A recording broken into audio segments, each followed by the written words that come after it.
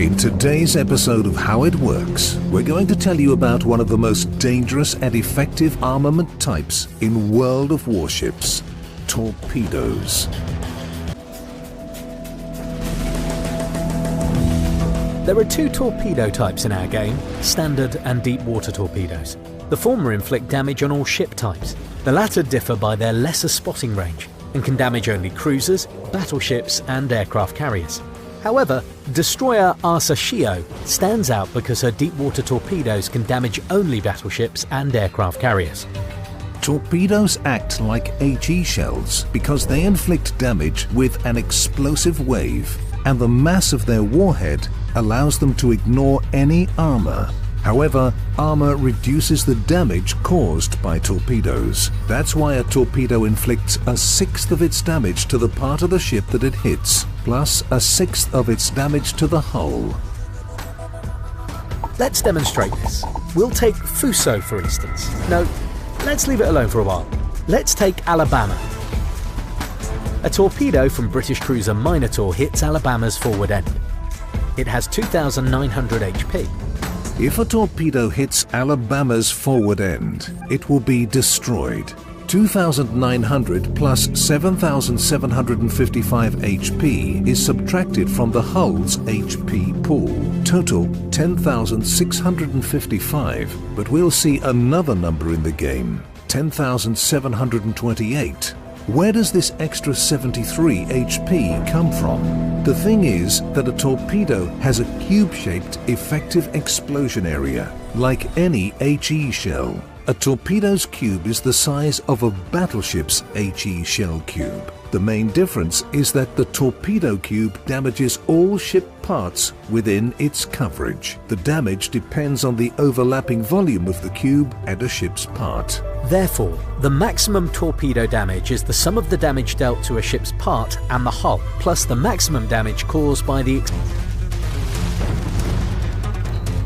By the way, apart from subtracting the hull's HP, the torpedo cube inflicts damage on the ship's modules and can destroy them. The first to take a hit are magazines, engine rooms and steering gears. However, other modules may suffer as well. The torpedo explosion wave ignores any armor.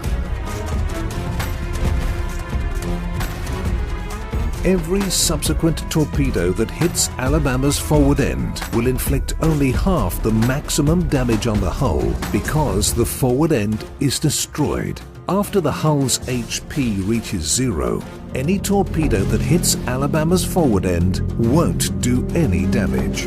But the ship will remain alive because it still has HP for the rear end, superstructure and casemate. That's why, on some really rare occasions, a destroyer can catch 5 torpedoes with its forward end at once and survive. Now let's see what happens if Minotaur launches a torpedo at Alabama's side. Right at the Citadel, total damage is 8,250. That's the maximum damage. That's because of the battleship's anti-torpedo protection.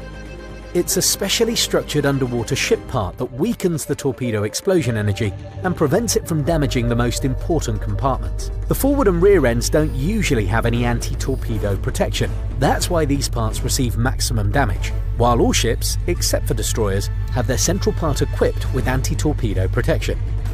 Alabama's anti-torpedo protection absorbs 49% of the torpedo damage. That's why the Citadel receives so little damage. Actually, the damage from the torpedo cube will also be added. You can see the anti-torpedo protection of your ship in the port in the Survivability tab. The ships with Repair Party restore the HP lost from torpedoes the same way as from shells. It all depends on where a torpedo hits. All ship parts, except for the Citadel, have the same recovery coefficient.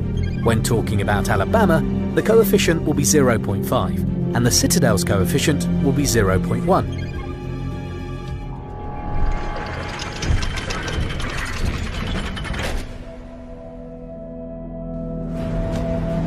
However, the explosion damage doesn't conclude the list of unpleasant torpedo hit consequences. With each hit, a flooding check is run. You'll find out how this mechanic works and what you should do to reduce the flooding risk in the next episode of our series. Now it's time to subscribe to our channel and click the bell so you won't miss our next video of how it works.